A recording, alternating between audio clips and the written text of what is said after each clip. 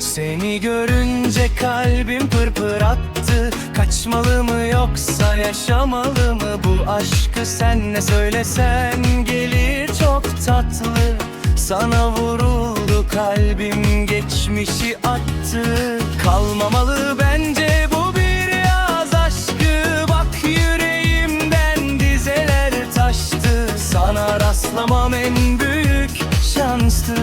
Bir selam çak da yazalım aşkı.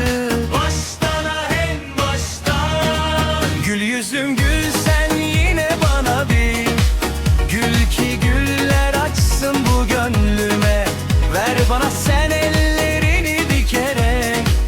Bir çift çiçek olsun ellerimde. Ah çektim bir dua dilimde. Keşke biz olsak dedim kalbimden. Hiç çıkma sen bir kere girince. Bu can beraat etsin dertlerinden.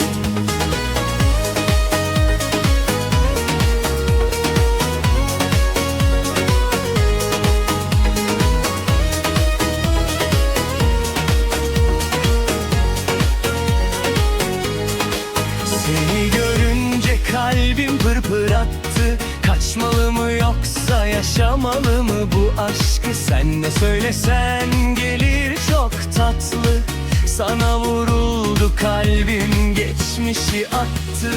Kalmamalı bence bu bir yaz aşkı. Bak yüreğimden dizeler taştı. Sana rastlamam en büyük şanstı. Bir selam çak da yazalım aşkı. Baştan en baştan. Gül yüzlüm gül sen yine bana bir. Gül ki güller açsın bu gönlüme.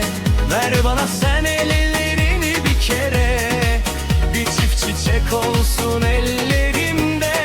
Ah çektim bir dua dilimde. Keşke biz olsak dedim kalbimden. Hiç çıkma sen bir kere girince. Bu can beraat etsin dertlerinden.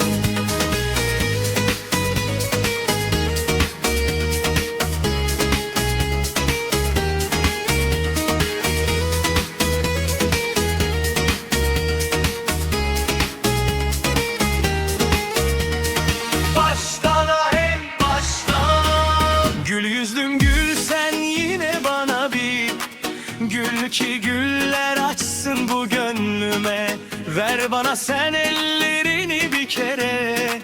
Bir çift çiçek olsun ellerimde.